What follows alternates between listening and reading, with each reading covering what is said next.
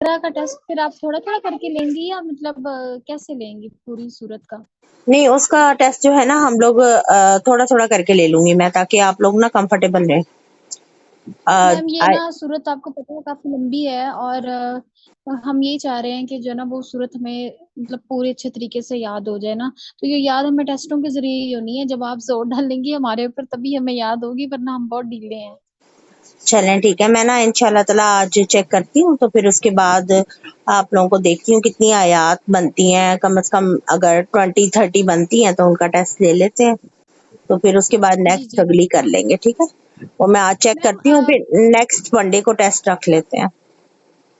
जी ठीक है मैम। 200 से ऊपर है ना ये सूरतें, जी मतलब ये सूरत की आयात, तो हम इनको इस तरह डिवाइड कर लेंगे कि जो है ना वो हमारे तकरीबन 4 से 5 जो है ना वो टेस्ट हो जाएं, तो जिसमें ये सूरत पूरी कवर हो जाए ना। अच्छा, पहला पारा तो आपने टेस्ट दे दिया हुआ है कि नहीं मुकम्मल, कि निस्फ मैम दिया? पहले का हाफ दिया हुआ है, हाँ हाफ दिया ठीक हुआ है। है, चलें आप यूं करें कि अब तक जितना आपने रिवीजन की है ना क्लास में, जो आप जी लोग जी अपना लेसन सेंड करते हैं, उसको उन आयात को आप और हाफ जो रह गया उसको, इन सबको डिवीजन करें, और डिवीजन करके ना मुझे बताएं, तो फिर मैं अब किस हिसाब से आप टेस्ट देना चाहती हैं कितनी आयात का।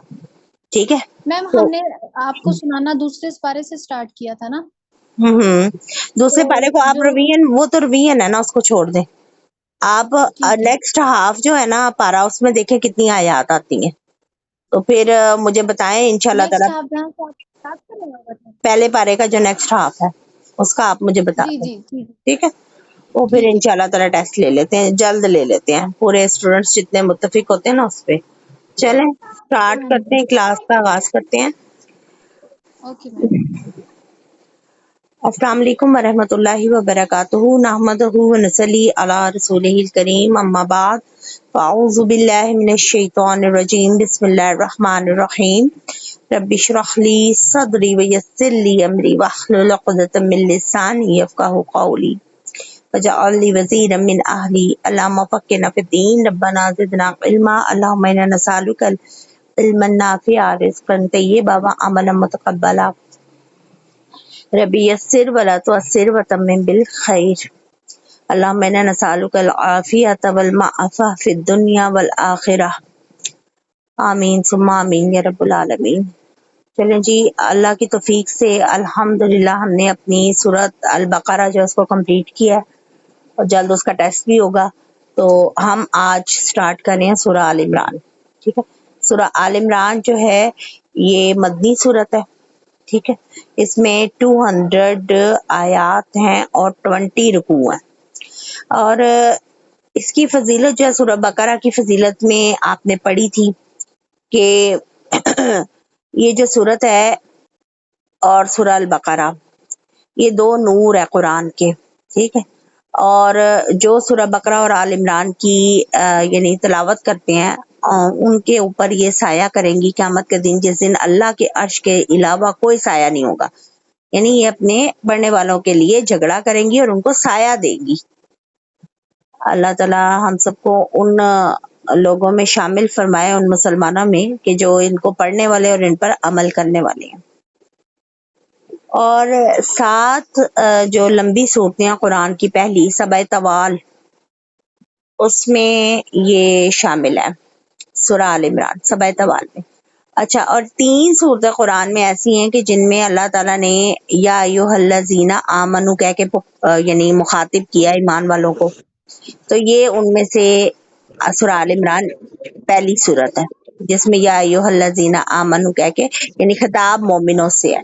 इसके इतनी यानी ये जबरदस्त सूरत है कि इसमें जब आप पढ़ेंगे ना माशाल्लाह से, तो आपको बहुत ज्यादा दीन पर अपने ईमान में मजबूती महसूस होगी, और कई मसाइल जो है ना आपकी अपनी पर्सनल जिंदगी में जो हर एक इंसान को फेस करने पड़ते हैं, उसके काफी ज्यादा आपको इसमें हल मिलेंगे। कुरान क्योंकि किताब है अल्लाह की, और हर दौर के मुसलमानों के लिए ये रहनुमाई है, शिफा इसमें और हदायत है। ठीक है, और इसके अलावा जो सूरह आल इमरान का नाम है ना, वो आल इमरान इसलिए है कि जो हजरत मरियम अलैहिस्सलाम के वालिद साहब है ना, ان کا نام عمران ہسٹری کی بکس میں لکھا ہوا ہے، ٹھیک ہے. اور اس سورہ میں آیات بھی آئیں گی جس سے یہ ثابت ہوتا ہے کہ حضرت مریم علیہ السلام کے والد کا نام عمران تھا. تو آل عمران اسی مناسبت سے، یعنی عمران کا خاندان، تو اسی مناسبت سے اس سورت کا نام آل عمران. یہ آپ نے ذہن میں رکھنا، ٹھیک. اب سب سے پہلے یہ دیکھیں کہ اس کا آغاز بھی، جو اس کی بھی پہلی جو آیت ہے نا، وہ الف لام میم سے سٹارٹ ہو رہی ہے، ٹھیک. الف لام میم کے بارے میں آپ کو پتا ہے کہ یہ حروف مقطعات ہیں، اور قرآن میں 28 جو صورتیں ہیں وہ انہی حروف مقطعات سے شروع ہوتی ہیں. سورہ بقرہ کی بھی جو سٹارٹنگ میں آیت ہے وہ بھی انہی الفاظ سے شروع ہوتی ہے، حروف مقطعات سے. اور ہم نے بڑی تفصیل سے وہاں پہ پڑھا تھا کہ یہ متشابہات میں سے ہیں، ان کے مطلب ہم نہیں جانتے. کوئی بھی مسلمان اگر دعویٰ کرے نا کہ اس کا مطلب یہ ہے، کوئی تعویل اس کی بیان کرے، تو وہ آپ سمجھے کہ وہ اپنے حساب سے ہی کہہ رہا ہے، جو کہ بالکل اللہ تعالیٰ جو ہے وہ اس کو یعنی نہیں پسند کرتے. آپ انہی آیات میں پڑھیں گے بھی سورہ آل عمران میں. تو جو حروف مقطعات ہیں ان کا مطلب صرف اللہ تعالیٰ کو پتہ ہے، اور آپ صلی اللہ علیہ وسلم کو اگر اللہ نے غیب میں علم دیا ہے ان حروف کا، لیکن انہوں نے آگے امت کے سامنے بیان نہیں کیا اس کا، ٹھیک ہے. تو جب مجھے اور آپ کو سب سے پہلی بات ہے کہ دلیل ہی نہیں ملتی ہے جن پہ قرآن اترا ہے، جو یعنی جن کے دل پہ وحی اتری ہے، اگر انہوں نے ہی اس کا مطلب ہمیں نہیں بتایا تو پھر میں اور آپ تعویلیں کرنے والے کون ہوتے ہیں، ٹھیک ہے. یہ ان کا مطلب جو ہے وہ غیب میں ہے، یعنی صرف اللہ جانتے ہیں، اور غیب کی چیزوں پر ایمان لانا بھی ہمارا یعنی یہ حصہ ہے ہمارے مسلمان ہونے میں، ایمان لانے میں. اور جو یعنی اللہ تعالیٰ نے یہ اسی سورہ میں انشاءاللہ تعالیٰ یعنی آپ یہ پڑھیں گے بھی کہ کچھ متشابہات آیات بھی ہیں ملتی جلتی قرآن میں، جن کے پیچھے ہمیں نہیں پڑھنا، ٹھیک ہے. تو بڑی خوبصورت آیت ہے. پچھلی سورہ میں آپ نے بنی اسرائیل کا ذکر بڑی تفصیل سے اللہ تعالیٰ نے آپ کو بتایا. اب اس میں نصارہ کا ذکر یعنی یہودیوں کا ذکر آئے گا، وہ اللہ تعالیٰ کریں گے. اور اس کے علاوہ اور بھی ایمان والوں کے لیے بہت خوبصورت جو ہے وہ اسباغ جو ہیں وہ ہمیں ملیں گے. چلیں آگے چلتے ہیں آیت نمبر 2 کی طرف. اللہ لا الہ الا هو الحی القیوم. اب دیکھیں یہ آپ نے خصوصیت اور یہ دلیل سورہ جب آپ نے آیت الکرسی کی تفصیل پڑھی تھی اس میں بڑی ڈیٹیل سے ان الفاظ کے میننگ اور ان کی دلیلیں پڑھی تھیں، ٹھیک ہے. اللہ وہ ہے کہ جس کے سوا کوئی بھی معبود برحق نہیں، وہ زندہ ہے اور ہر چیز کو قائم رکھنے والا ہے. اب یہ اللہ تعالیٰ کی اسماء حسنہ اور اللہ کی صفات ہیں الحی القیوم، ٹھیک ہے.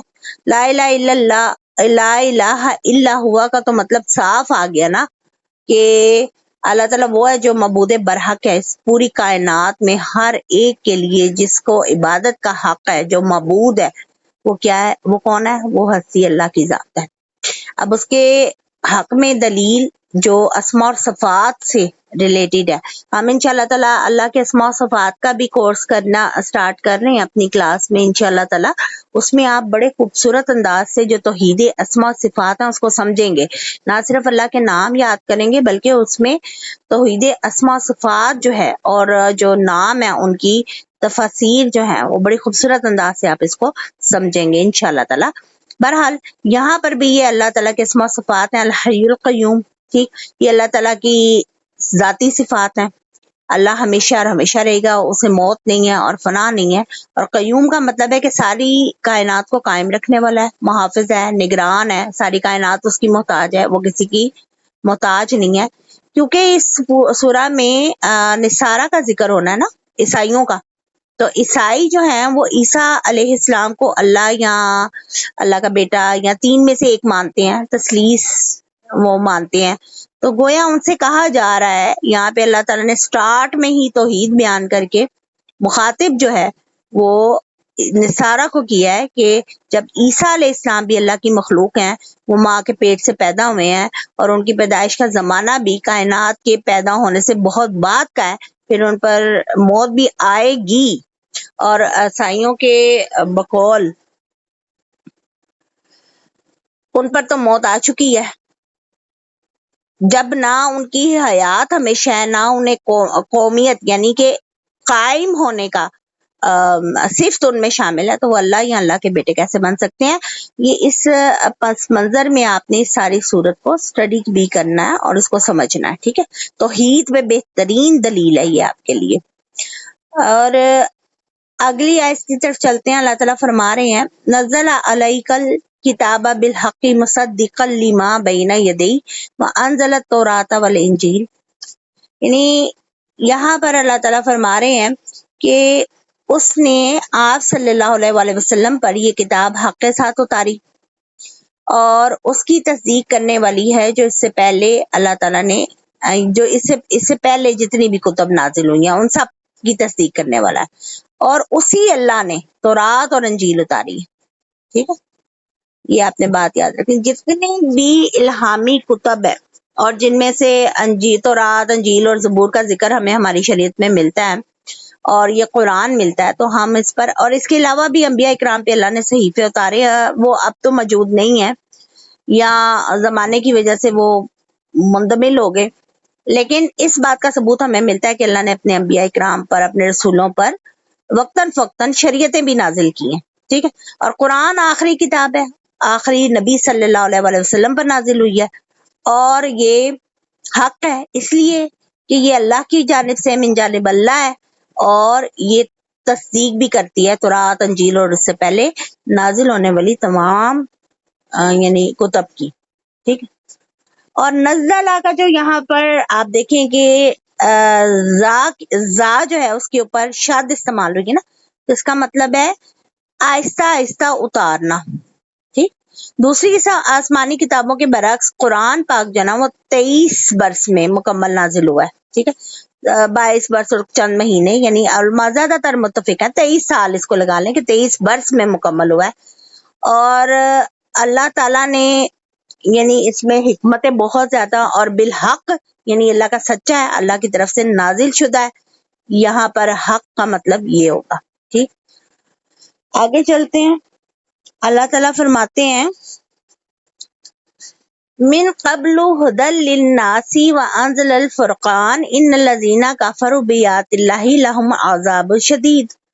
اللہ کہتا ہے کہ اور اس نے حق و باطل میں فرق کرنے والی کتاب اتاری، بے شک جن لوگوں نے اللہ کی آیات کا انکار کیا ان کے لیے بہت سخت عذاب ہے، اور اللہ سب پر غالب اور بدلہ لینے والا ہے۔ چلیں، یہ دونوں آیات جو ہے نا عزیز ذو انتقام کا لفظ ہے، اس پہ فوکس کریں، کیونکہ ہر آیت کا اینڈ جو ہے نا وہ نچوڑ ہوتا ہے پوری آیت کا، کہ یہاں پر اللہ کے زبردست اور انتقام لینے والا اللہ، بدلہ لینے والا، ٹھیک ہے؟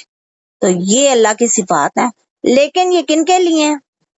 اللہ کہتا ہے وہ جو اللہ کی آیات سے انکار کرے، ٹھیک ہے؟ ان الذین کفروا بآیات اللہ، جو اللہ کی آیات سے انکار کرتے ہیں۔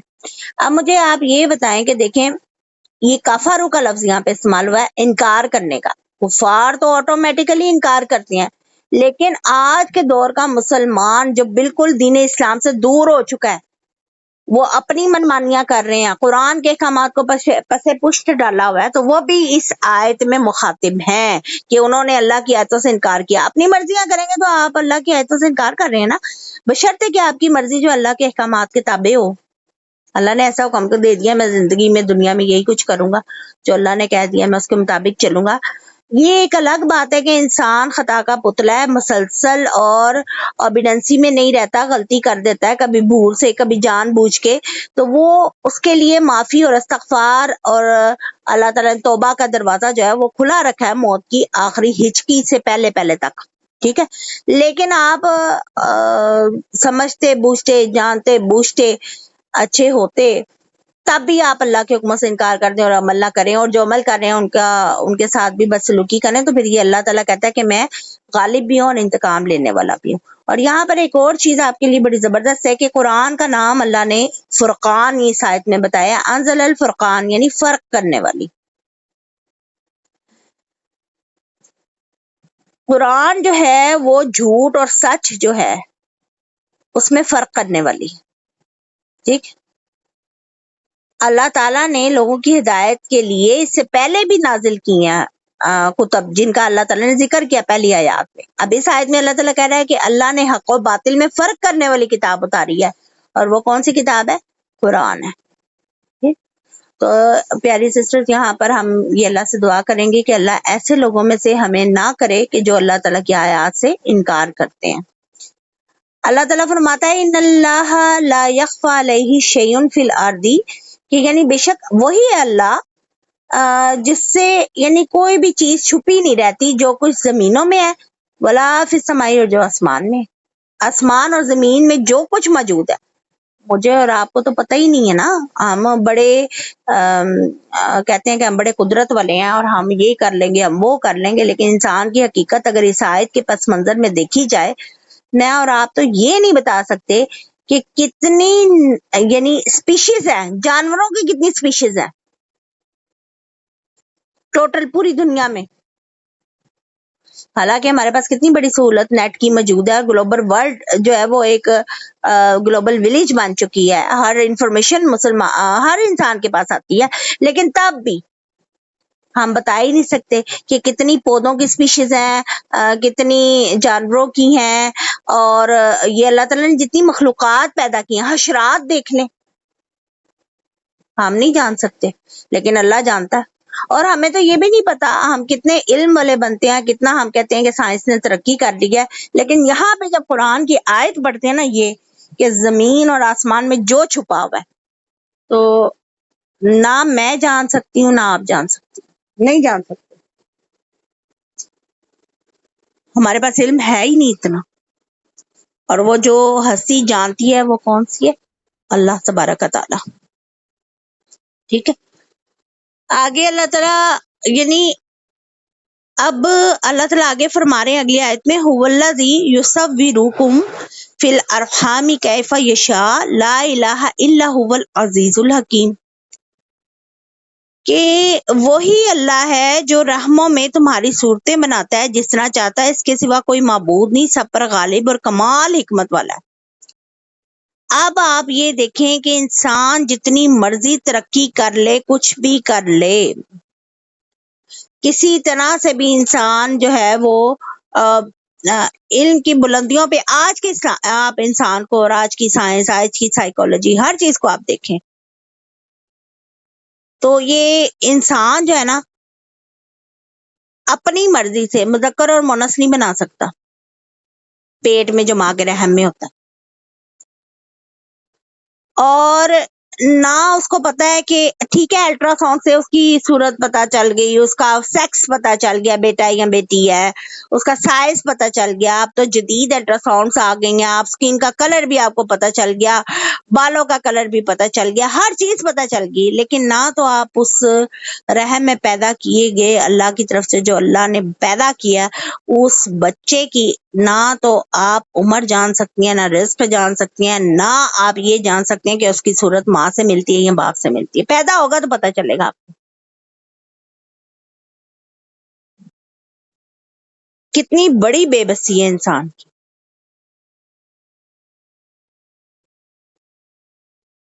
اللہ تعالیٰ ہم سب کو یعنی یہاں ان آیات کو پڑھ کے انسان کا یقین جو ہے نا وہ کامل ہو جاتا ہے، لا الہ الا هو العزیز الحکیم۔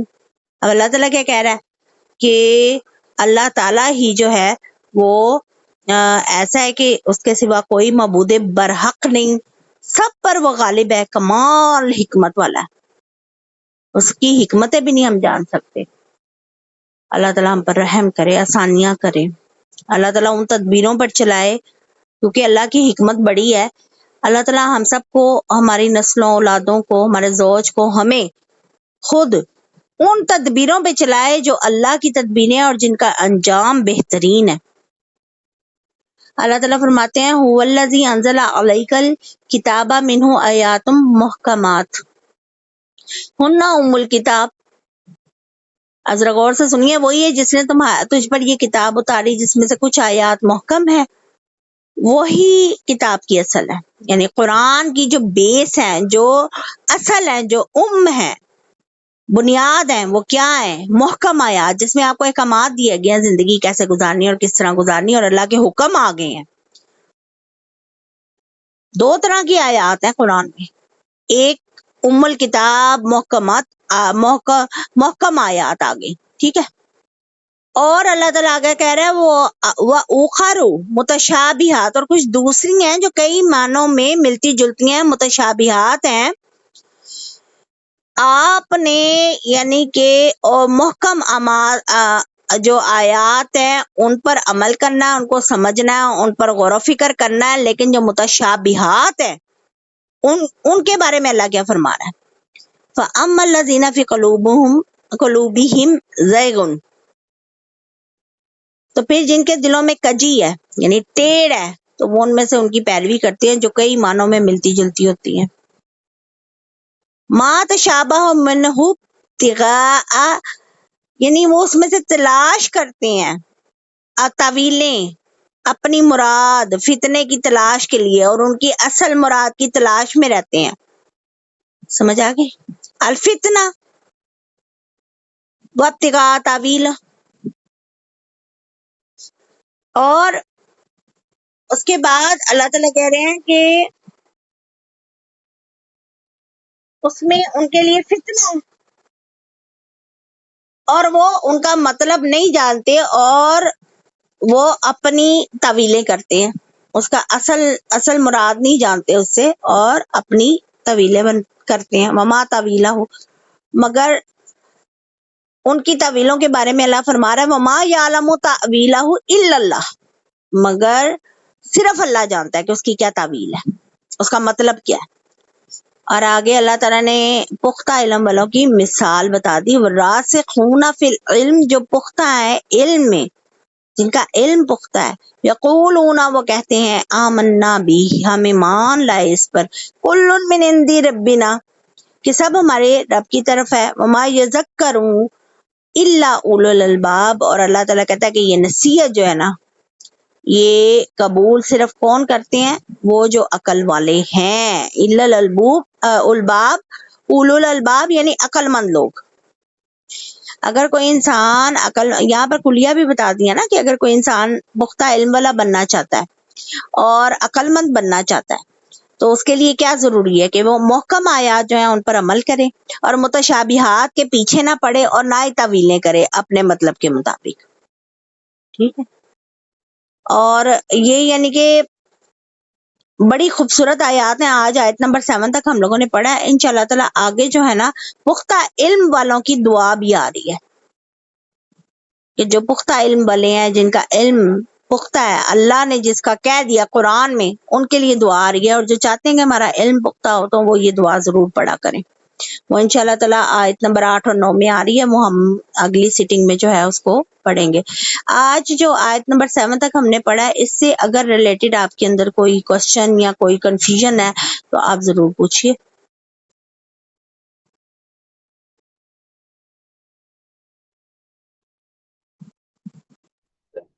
یہ رکوع پورا کر دیں آج. بیٹے آگے جو وہ ڈیٹیل ہے نا، زیادہ آپ لوگوں سے پیچھے بھی ابھی کافی زیادہ جو ہے وہ نہیں ہو سکا.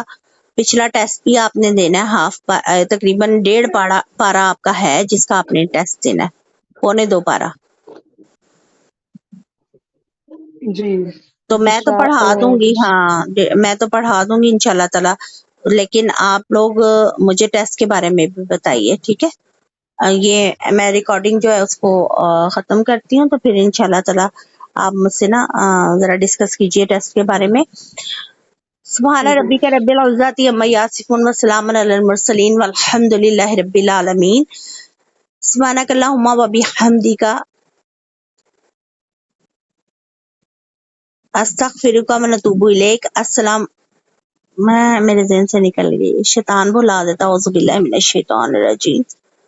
سبحانک اللہم وبحمدک اشہد ان لا الہ الا انت استغفرک استغفرک استغفرک و اتوب الیک۔ السلام علیکم ورحمۃ اللہ وبرکاتہ۔